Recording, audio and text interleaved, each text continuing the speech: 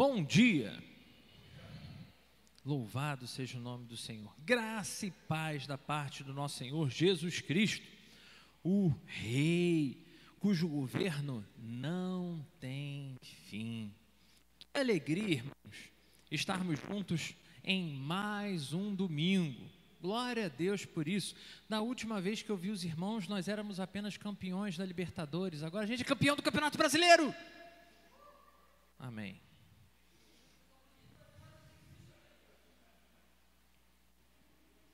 E o que muda nisso? Que alegria estar com os meus irmãos e irmãs do Cordas Humanas, missão, servindo ao Senhor e que vai apresentar o trabalho que eles estão fazendo, coisa linda. E a alegria mais especial ainda, por seguirmos caminhando na nossa série de mensagens na Palavra de Deus, seguindo a luz.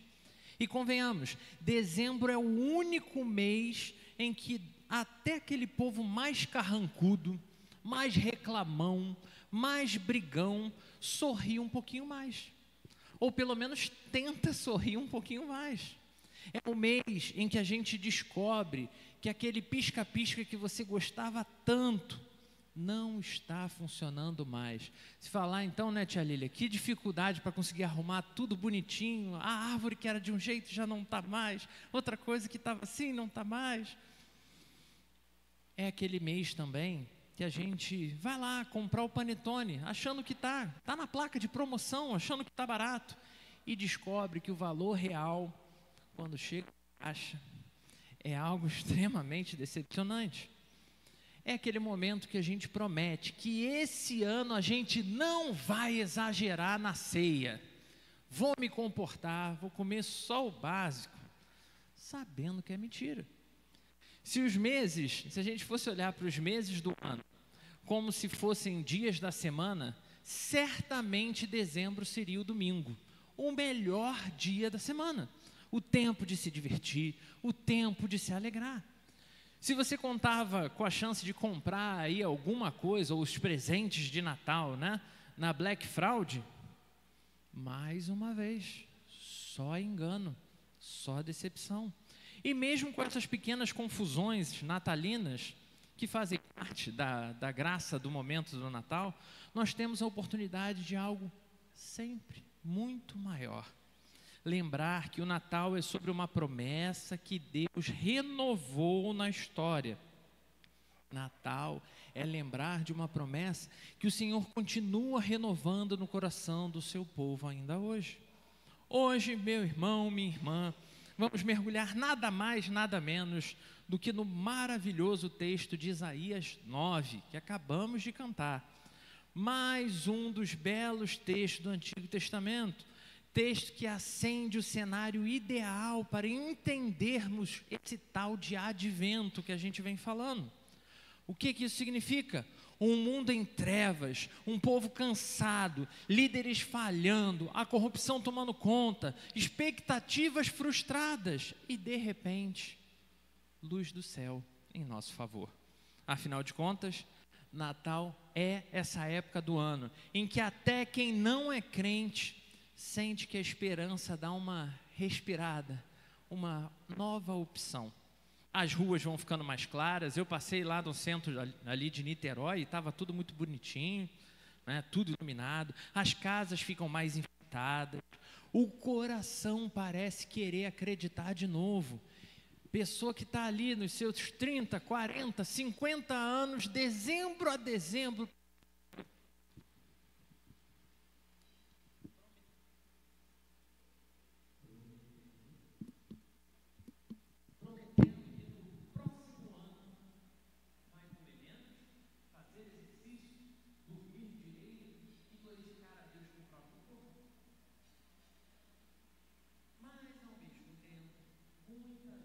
segue vivendo uma tensão silenciosa, porque se você olha ao seu redor, o mundo está confuso, a alma está pesada, cansada, as notícias parecem cada vez mais sombrias, e a fé tem a tendência tremenda de ir ficando morna, fria, distante.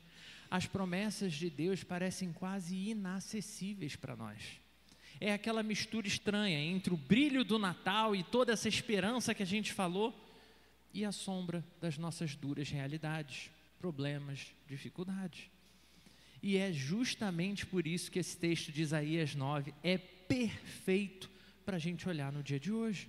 Esse texto não é só profecia, é um grito de esperança que o profeta faz.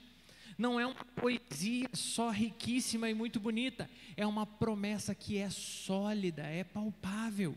Não é apenas mais um anúncio que é feito diante do povo, é anúncio para quem já não acreditava em mais nada, quem não tinha mais expectativa nenhuma. Isaías fala com um povo que vivia numa escuridão muito maior do que qualquer falta de energia elétrica. Era escuridão espiritual, moral, emocional, política, escuridão em todas as áreas. Era crise total, sem falar de opressão estrangeira.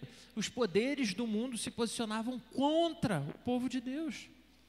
Era povo sofrendo, povo cansado, povo decepcionado. E para completar, vivendo cada vez mais longe de Deus e se acostumando com isso. Era um povo que honestamente tinha absolutamente tudo para desistir desse negócio de caminhar com Deus. E nesse cenário, que não no shopping enfeitado, não na ceia maravilhosa na casa, ou nos louvores afinadíssimos, é exatamente nesse cenário duro que Deus mais uma vez vem ao encontro do seu povo e diz: a luz vai brilhar. A promessa não acabou. Eu não desisti de você.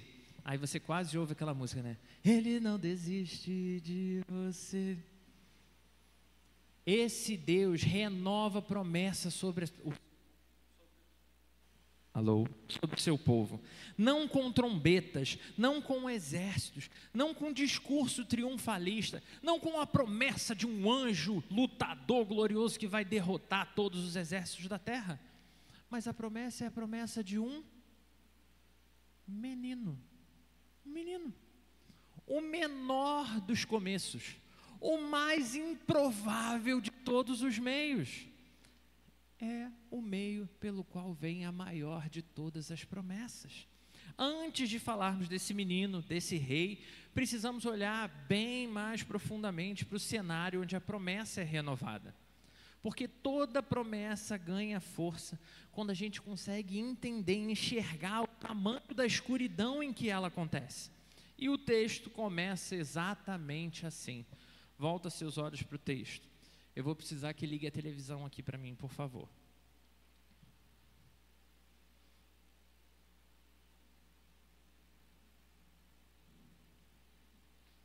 Nós fazemos a leitura na versão NVI, que vai ser projetada aqui em cima, acima de mim, e você acompanha na sua Bíblia de qualquer forma, para poder ir acompanhando os avanços. Foi. Isaías 9, do versículo 1 ao versículo 7. Diz assim a palavra do Senhor: contudo, não haverá mais escuridão para os que estavam aflitos. No passado, ele humilhou a terra de Zebulon e de Naftali, mas no futuro honrará a Galileia dos gentios, o caminho do mar além do Jordão. O povo que andava em trevas viu uma grande luz. Todos os que viviam na terra da sombra da morte raiou uma luz. Fizeste crescer a nação e aumentaste a sua alegria. Eles se alegram diante de ti como os que se regozijam na colheita, como os que exultam quando dividem os bens tomados na batalha. Pois tu destruíste o jugo que os oprimia, a cã que estava sobre o seu e a vara de castigo do seu opressor, como no dia da derrota de... Pois toda a bota do guerreiro usada em combate e toda a veste revolvida em sangue serão queimadas como lenha no fogo.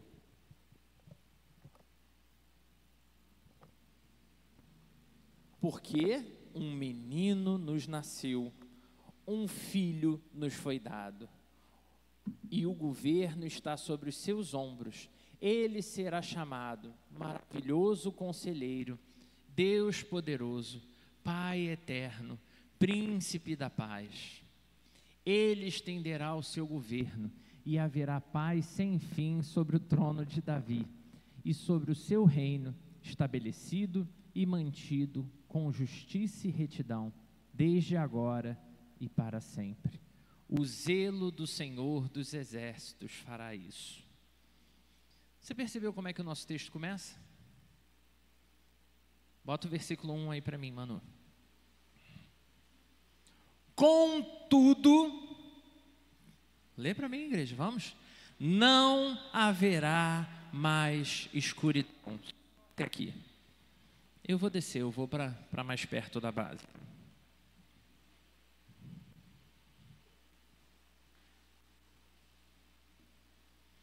E é aqui que a gente precisa entender juntos onde essa promessa do Senhor se renova sobre a nossa vida. Então, você que vai participar do nosso núcleo na quarta-feira, pega as suas anotações para fazer. Ponto 1. A luz se renova nas trevas.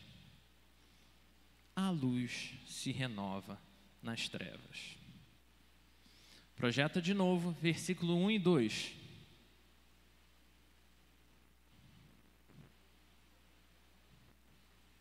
Versículo 1 e 2. Contudo, não haverá mais escuridão para os que estavam aflitos. No passado, ele humilhou a terra de Zebulon e de Naftali, mas no futuro honrará a Galileia dos gentios, o caminho do mar, além do Jordão. Versículo 2. O povo que andava em trevas, vamos juntos, o 2?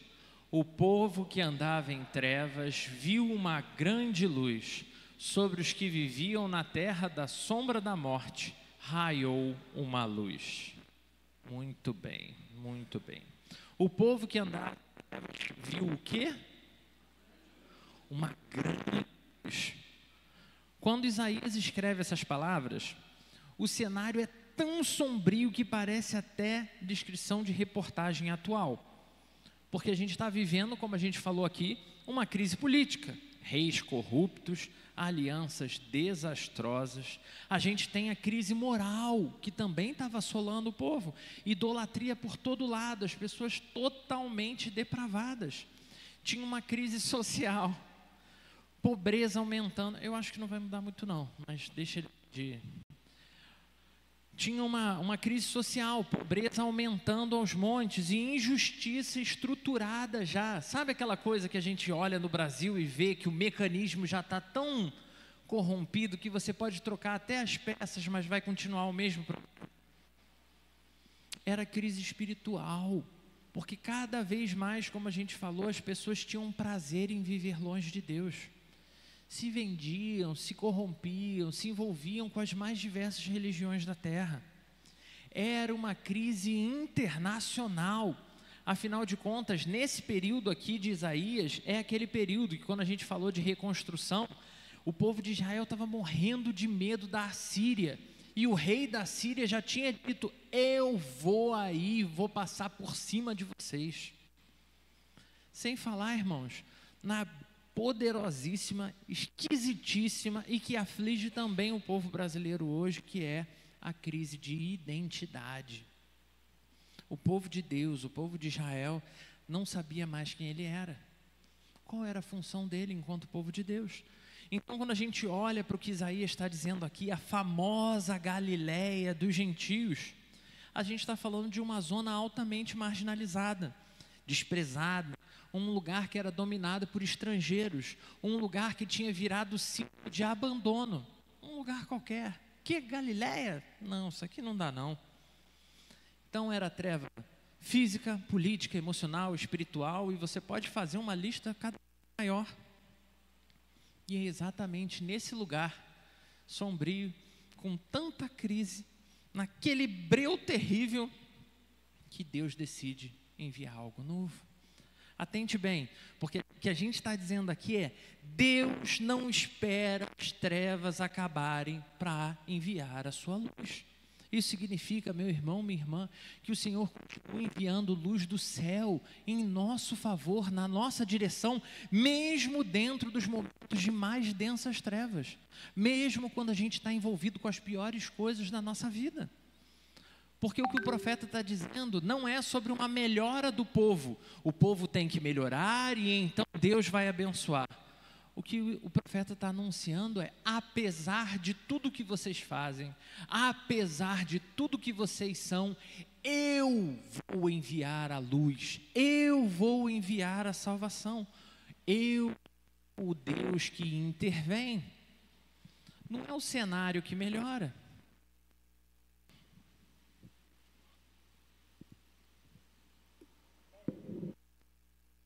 Verde, verde, verde. É Deus que acende todas as coisas. E aqui a ponte para a nossa realidade é praticamente automática.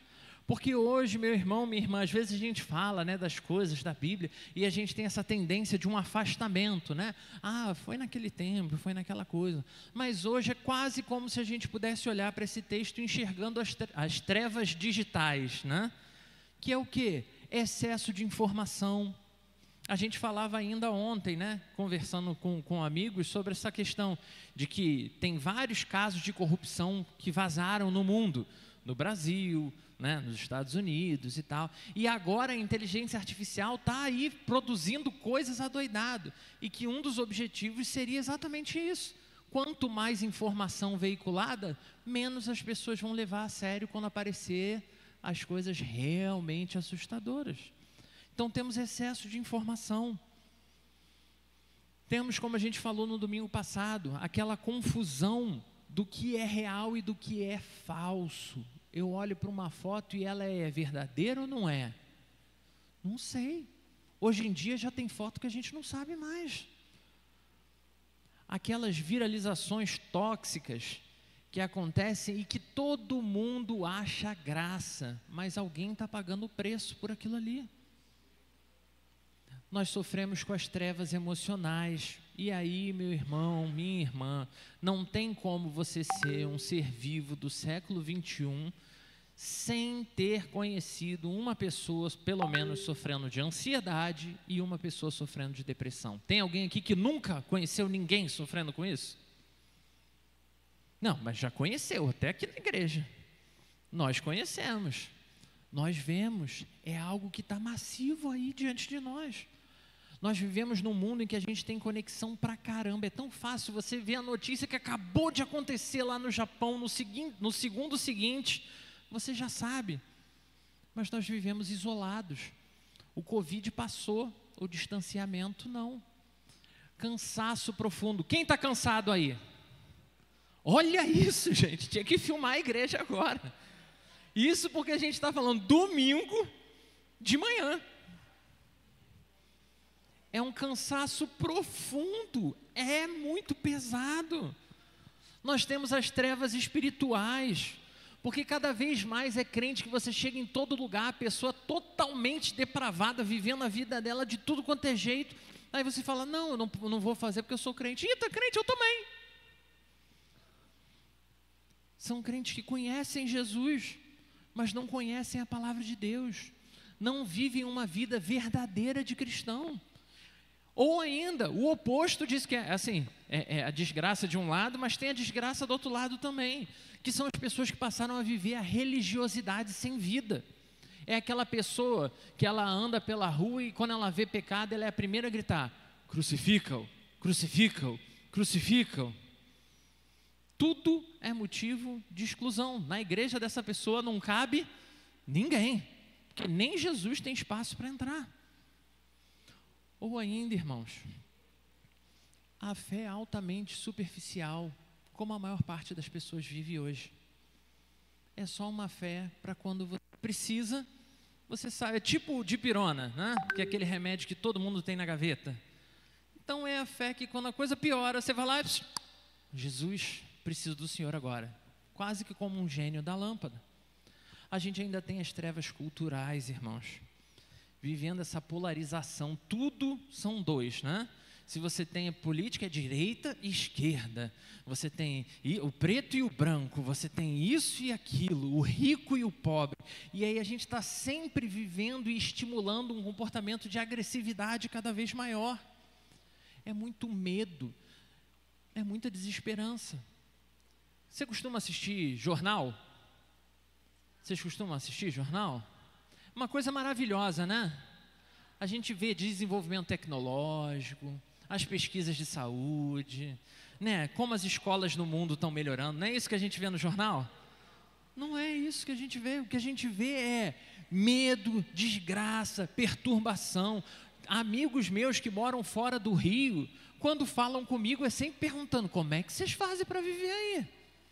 Como é que vocês dão conta? Porque aí está absurdo. E está muito difícil sim, gente. Mas tem muita coisa boa acontecendo.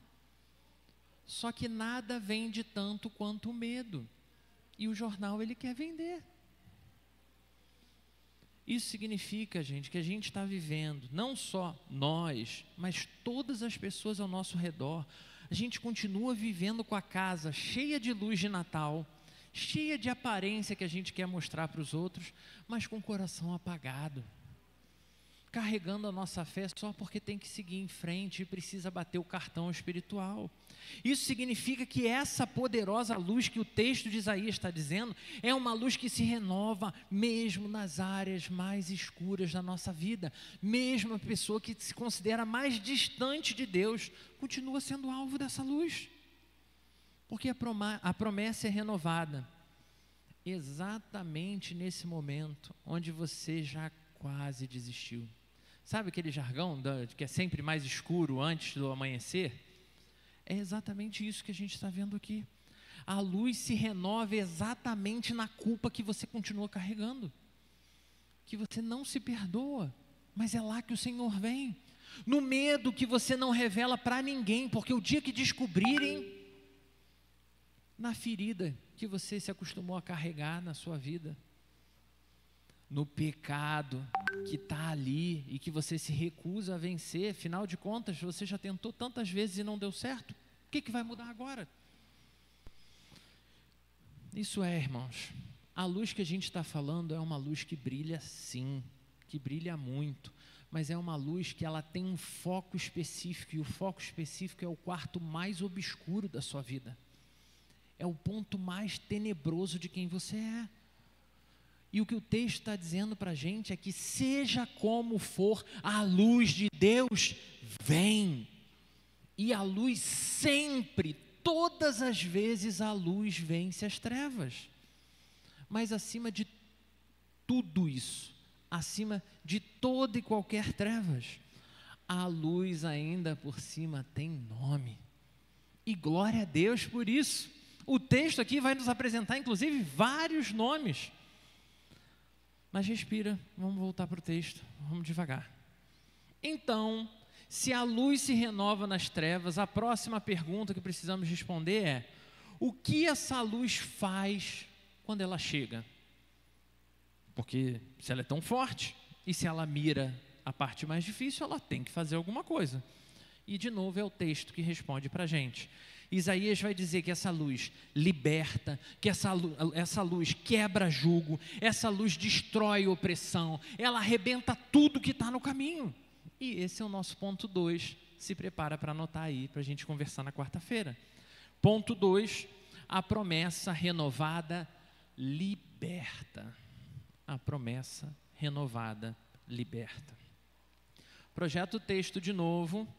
Agora versículos 3, 4 e 5. Fizeste crescer a nação e aumentaste a sua alegria. Eles se alegram diante de ti como os que se regozijam na colheita, como os que exultam quando dividem os bens tomados na batalha. Pois tu destruíste o jugo que os oprimia, a canga que estava sobre os seus ombros. Obrigado. E a vara de castigo do seu opressor, como no dia da derrota de Midian. 5. Pois toda a bota do guerreiro usada em combate, toda veste revolvida em sangue serão queimadas como lenha no fogo. Texto muito bom, mas texto muito difícil. Quando eu era criança, tinha uma música que eu gostava muito, que dizia mais ou menos assim: eu tenho a espada, que é a palavra, guardada no meu coração, derrubando barreiras, rompendo as cadeias, colocando inimigo no chão. Eu tenho a espada, que é a palavra, guardada no meu coração, derrubando barreiras, rompendo as cadeias, colocando inimigo no chão. Vencedor, vencedor, eu sou mais que vencedor. A vitória eu já tenho nas batalhas que eu travar. Vencedor, vencedor, eu sou mais que vencedor. A vitória eu já tenho nas batalhas que eu travar. E é disso que o texto de Isaías está falando, derrubando barreiras, rompendo cadeias, colocando o maldito inimigo no chão. A luz de Deus, a luz que o Senhor manda na nossa direção, meu irmão, minha irmã, não é um enfeite, não é um adesivo para você colar no seu carro para você dizer que é crente, não. É uma ferramenta de libertação por onde passa. Não é uma estética para você se sentir melhor. É poder de Deus na sua vida. Não é, de novo, só poesia. É revolução espiritual, é transformação completa. Tu quebraste o jugo, tu despedaçaste a vara do opressor. É o que Isaías está gritando. Isaías descreve então para a gente duas alegrias incríveis. A primeira delas é a alegria da colheita, quando ele pega e ele começa a enumerar. Por que a colheita? Porque ela é vital para o povo. Sem colheita não tinha hortifruti igual a gente tem hoje, gente. Que você consegue trazer lá a castanha do Pará, um outro negócio lá do sul, a gente importa. Não era fácil assim o negócio, não. Era colheita que, se você não plantasse, chegava no próximo período, não tinha o que comer.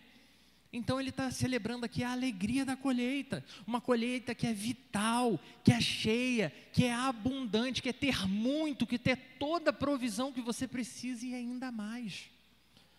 Mas ele ainda se alegra com uma outra alegria, que é a alegria da vitória. E aqui, meu irmão, minha irmã, não tem vitória sem batalha, não tem.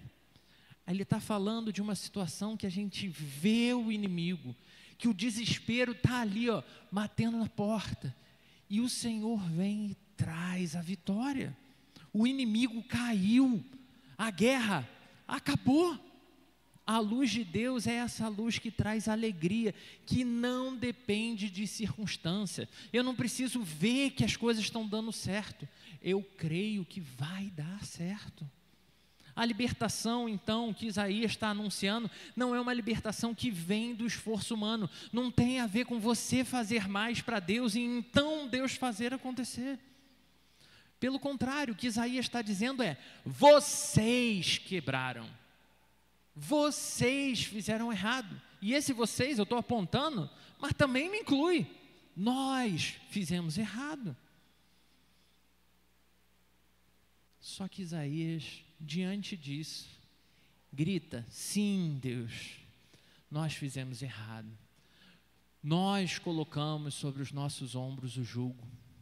Nós aceitamos essa situação. Mas o Senhor, ainda assim, quebrou o jugo. É Deus, irmão. Só Deus, é sempre Deus, e isso é extremamente libertador para nós hoje, mesmo tão distante daquele tempo de Isaías. Esse clamor é o clamor dos nossos corações, porque também sofremos com uma série de julgos, embora hoje, como a gente já brincou, né, eles tenham outros nomes: ansiedade, depressão, cartão de crédito, empréstimo, culpa, vício, Beth, não irmã Elizabeth, pelo amor de Deus, tá? Beth pecados persistentes que a gente vai ali repetindo e repetindo e repetindo, ninguém vê, ninguém sabe, então está tudo bem. Autossuficiência, essa mania que a gente tem de achar que a gente vai resolver tudo com a nossa própria força. É uma verdadeira escuridão interna. A lista, ela não só é imensa, como é uma lista que quanto mais a humanidade vive e existe, ela não para de aumentar essa lista. Mas o detalhe que Isaías está berrando a plenos pulmões é: Cristo, esse menino enviado de Deus, quebra todos esse jugo, todo e qualquer jugo. Todo e qualquer jugo que já existiu e não existe mais, os que existem e os que ainda vão vir a existir. Por isso, meu irmão, minha irmã, Natal não é sentimentalismo, não é algo que você pode descartar da sua vida, não é algo que você pode, como eu tenho anunciado domingo após domingo, já vivi 30 natais, já vivi muito, então não preciso mais celebrar o Natal. É algo que a gente tem que cantar, celebrar, se alegrar sempre, porque Natal é libertação. É Deus declarando guerra às trevas de novo e de novo. É Deus quebrando as correntes e vencendo. Se a gente volta só mais uma vez para o nosso texto, só mais uma vez não, que a gente vai voltar depois, né? Desculpa. Se a gente volta mais uma vez para o nosso texto, veremos que as botas do guerreiro e a armadura são queimadas. E que negócio é esse de queimar os negócios? Depois da guerra, o que está sendo sinalizado é: a paz chegou. Não precisa mais de armamento nenhum, você não precisa de mais nada, acabou. O inimigo caiu, o descanso começou. Olha quem estava cansado aí, ó. O descanso começou. Então, meu irmão, minha irmã, se o ponto 1 mostra onde a luz nasce, se o ponto 2 mostra o que a luz faz, o ponto 3, então, finalmente, vai revelar para a gente quem é essa luz. Agora sim, a parte pela qual eu e você esperávamos. Ponto 3, anota aí: a promessa renovada se encarnou. Mais uma vez, vamos ao texto. Agora, versículos 6 e 7.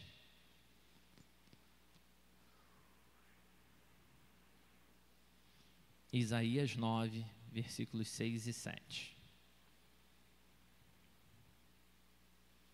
Vamos juntos? Eu amo muito esse texto, gente. Vamos juntos. Porque um menino nos nasceu, um filho nos foi dado, e o governo está sobre os seus ombros. Ele será chamado Maravilhoso Conselheiro, Deus Poderoso, Pai Eterno, Príncipe da Paz.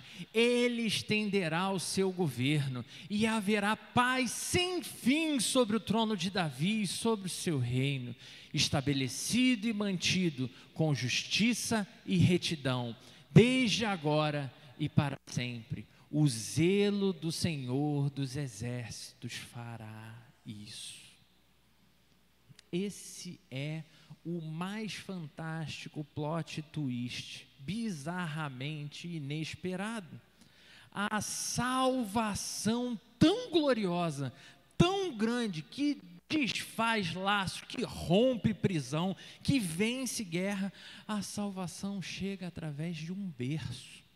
A resposta de Deus vem numa criança frágil, mas é uma criança que ela não é como qualquer outra.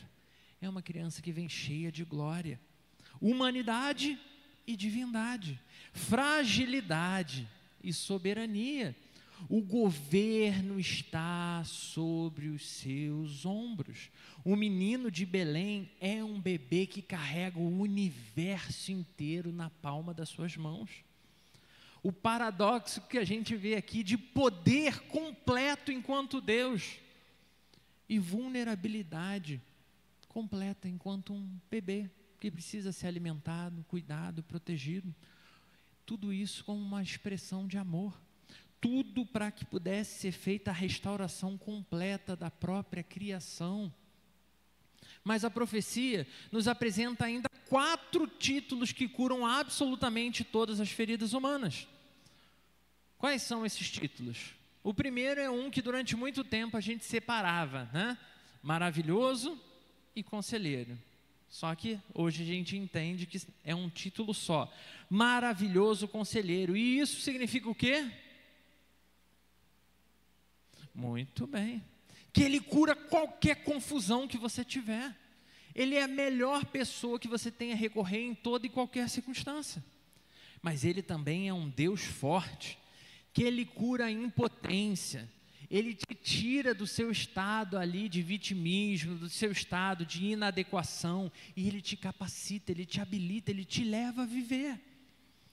Ele é Pai da eternidade, porque Ele cura a orfandade emocional. Hoje em dia, a gente é tão fácil, eu ouço tanta gente, não, eu sou assim, mas eu sou assim por causa da minha mãe. Eu sou assim, mas eu sou assim, a culpa não é minha, gente. Eu tentei ser uma pessoa boa, a culpa é do meu pai, ele que me ensinou errado. E aí você pode dizer, Felipe, que vitimismo. Muita gente passa a vida inteira, e isso não é só com 10 anos, 20 anos, 30 anos, 50 anos, 60 anos, 80 anos. Tem pessoa que está no fim da vida olhando para trás dizendo assim, eu vivi errado, mas eu só vivi errado por causa do outro. Para você, meu irmão, minha irmã, para mim, para todos nós, quando bater essa vibe no coração, essa compreensão de vitimismo, lembre-se, Ele é o Pai da eternidade, Ele está disposto a te abraçar e te acolher. Você não sabe como é ser homem? Ele te ensina. Não sabe como é ser mulher, como é ser mãe, como é ser pai, como é ser amigo. O próprio menino que nasceu te ensina, porque Ele é o Pai da eternidade, o Pai disposto a fazer isso. Ele também é o príncipe da paz. Ou seja, a gente falou de ansiedade, depressão, e eu nem entrei na lista aqui, né, do CID, que vai fazer aí um livro inteiro só de diagnóstico. Ele cura tudo isso, mas Ele não cura só doença, não. Ele cura aquela coisa que a gente já podia até chamar de doença de tanto tempo que já está dentro do nosso coração, porque Ele cura a nossa guerra interior, Ele cura o caos do nosso coração, Ele tira aquele pensamento assombroso que está preso ali, Ele vem e traz paz, porque Ele é o príncipe da paz. Ou seja, estamos sendo apresentados a um reino eterno, um reino sem fim, sabe? É a coisa, governos humanos, por melhor que sejam, caem, passam. Por quê? Porque o tempo passa para todo mundo. Só que o que Isaías está dizendo é que esse período aqui, esse poderoso, esse extraordinário reino, não tem fim.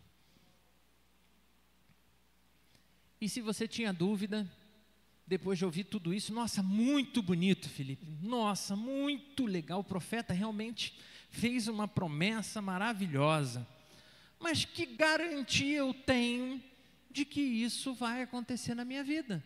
Por isso que nós lemos de novo o final do texto que diz, o zelo do Senhor dos exércitos fará isso.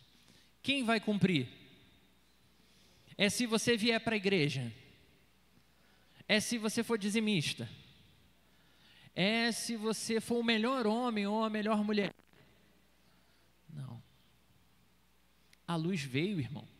A luz veio, Jesus veio, a promessa do Senhor se cumpriu, o Salvador nasceu, um menino veio até nós, o reino começou, mas a luz que renova essa promessa em nós, também precisa renovar tudo na nossa vida, porque o Natal não começa só lá em Belém, ela começa no coração do Deus eterno, e Ele vai agindo em toda a história. Foi o que a Thaísa falou, que privilégio a gente olhar e ver que a minha história, eu posso durar 100, 110, 120, como eu sou muito grande, acho que eu não vou chegar nem nos 100, né? Mas quem sabe, mas digamos, eu posso durar isso.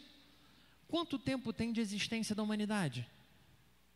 O que é a minha vida? O próprio sábio já vai dizer na Bíblia, que a gente é como pó, a gente é como flor do campo, nasce pela manhã e de noite, já se foi.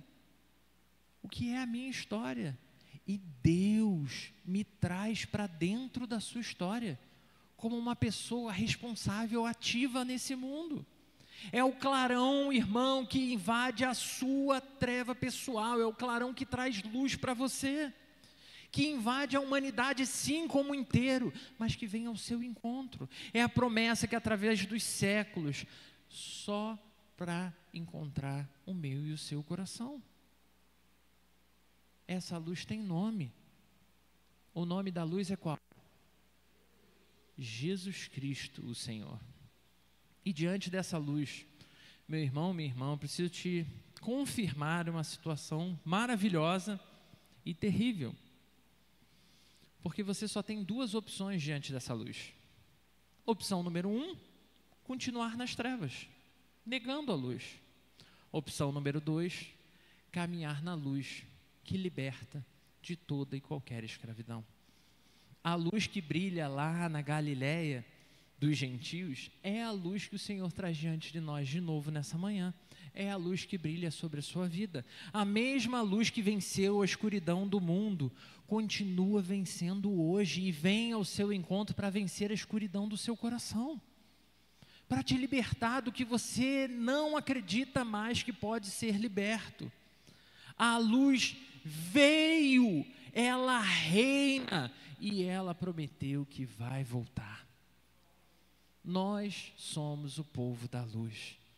Irmãos, não importa o quanto de decepção você já sofreu, o quão escura você acredita que a sua vida possa ter se tornado, o quão você acha que está tão cheio de luz que não tem mais nem espaço para uma luzinha. Se você se cansou de escuridão, se você cansou de lutar sozinho, se você cansou dos seus julgos pessoais, o menino da promessa, o rei da glória, volta, olha nos seus olhos, olha nos meus olhos e com todo amor e todo carinho diz: vem para a luz, vem comigo, caminha comigo, se permita aprender, crescer, não só por mais uma promessa política, não é um chamado sentimental para você poder ficar um pouquinho melhor, mas estamos falando de uma luz que transforma vidas, transforma corações, que renova sentimento, que transforma, salva, liberta, que faz a diferença. A luz que renova absolutamente tudo por onde ela passa. Luz que renova o meu coração, que renova o seu coração. Essa luz tem o mesmo poder daquele tempo para fazer novas todas as coisas. Não tenha medo de viver nessa luz. Não tenha medo de ter fé. A luz de Deus veio e ela prometeu voltar. E está chegando a hora. Está batendo a porta. É tanta coisa, é tanto sinal que está o alerta escrachado diante de nós. E essa é a maravilhosa dádiva desse tempo que a igreja passou a chamar de advento.